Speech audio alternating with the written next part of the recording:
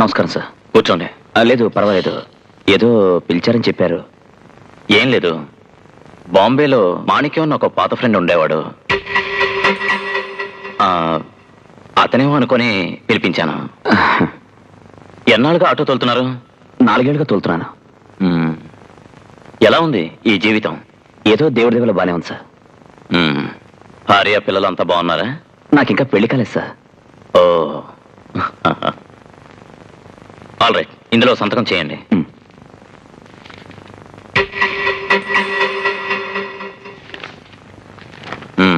మీరు వెళ్ళొచ్చు. చాలా థ్యాంక్స్ సార్. వస్తానండి. నమస్కారం.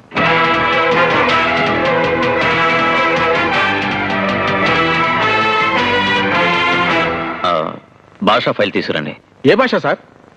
బాంబే భాష. అయ్యో, బాంబే స్మగ్లరా? ఏమిటి సార్ ఇది? భాషా పేరు చెప్తేనే కంగారు పడుతున్నారు.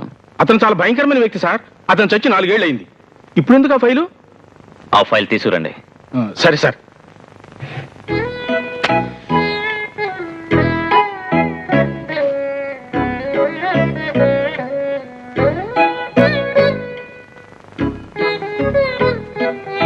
నాన్న, నీ మొదటి ఆశయం నెరవేర్చాను. అమ్మడో, గవర్నమెంట్ కోట అయిపోయింది. మిగిలింది నా కోటయే. అదే కాలేజ్ కోట. ఒక సీటుకి 7 లక్షల రూపాయలు తీసుకుంటున్నాం. 7 లక్షల రూపాయలే? నీ పరిస్థితి నాకు బాగా తెలుసు. 98% తెచ్చుకున్నావు. నీలాంటి స్టూడెంట్ని వదులుకోవడానికి నాకు మనసు రావడం లేదు. సార్ ప్లీజ్ సార్, ఎలాగైనా నాకు సీట్ ఇవ్వండి సార్. అంతా మీ చేతుల్లోనే ఉందిగా. నువ్వు బుద్ధిమంతురాలమ్మా, కరెక్ట్గా అర్థం చేసుకున్నావు. నా చేతిలోనే ఉంది. ఇదిగో చూడు, నువ్వు 7 లక్షలు ఇవ్వక్కర్లేదు, ఫీజు కట్టక్కర్లేదు. అయితే ఒక్క పని చేయాలి. నాకు గెస్ట్ హౌస్ ఉంది. నేను చెప్పినప్పుడల్లా అక్కడికి వచ్చి వెళ్ళావనుకో, నువ్వు బాగా ఉండొచ్చు, నాకు ఈ వెధవ టెన్షన్ నుంచి అప్పుడప్పుడు కాస్త రిలీఫ్. ఇదిగో చూడు, ఈ భాగ్యం ఇంకెవ్వరికీ దొరకదు. నువ్వెంతో పెట్టి పుట్టావు. ఏమిటి ఆలోచిస్తున్నావు? ఇప్పుడంతా నీ చేతిలోనే ఉంది. అవునరా, అంతా నా చేతిలోనే ఉంది.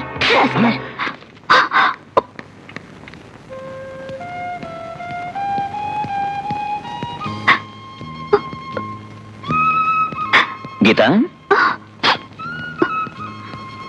ఏమిటనయ్యా? పొద్దున్నే ఇంటర్వ్యూకి వచ్చావు, రిజల్ట్ అయింది, ఇంట్లో అందరూ నీకోసం ఎదురు చూస్తున్నారు, నువ్వేమైనా ఒంటరిగా క్యాంటీన్లో కూర్చున్నావా? ఏమైంది? సీట్ దొరకలేదా? నేను బీఎస్సీ చదువుతాను, మెడిసిన్ వద్దు. చాలా కష్టంగా ఉండేట్టుంది. సీట్ దొరికిందా లేదా? దొరికినా వద్దు, అయినా దానికి ఎంతో పుణ్యం చేసి పుట్టాలి. పుణ్యం చేసి పుట్టాలా? నువ్వేం పాపం చేశావు? పేదింట్లో ఆడదానికి పుట్టానే. ఇంట్లో ఉండి చదవచ్చు, హాస్టల్లో ఉండి చదవచ్చు, కానీ గెస్ట్ హౌస్కి వెళ్ళి చదవాలంటే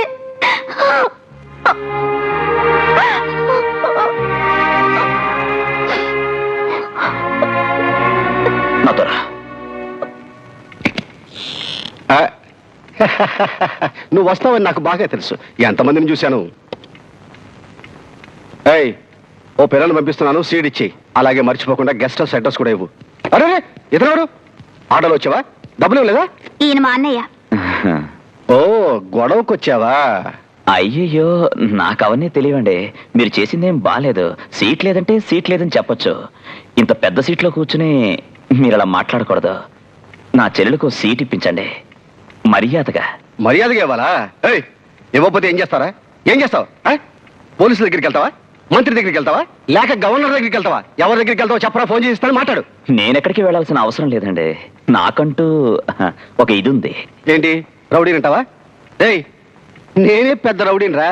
అసలు అదేనా మన బ్యాక్గ్రౌండ్, తర్వాత ఇదంతా. ఏయ్ ఏయ్, నేను బయటికి ఏంటంట్రా? సార్, 2 నిమిషాలు ప్రైవేట్ గా మాట్లాడాలి. నీకే చెప్పేది. ఏయ్, అన్న పాపం ఏదో మాట్లాడాలట, ఏమిటో తెలుసుకుందాం. మీరు వెళ్ళండి. గీత, నువ్వు బయటకెళ్ళి. అన్నయ్య పర్వాలేదు, వెళ్ళమ్మా. ఏదో మాట్లాడాలన్నావే, ఏం మాట్లాడతావు? సార్, నా పేరు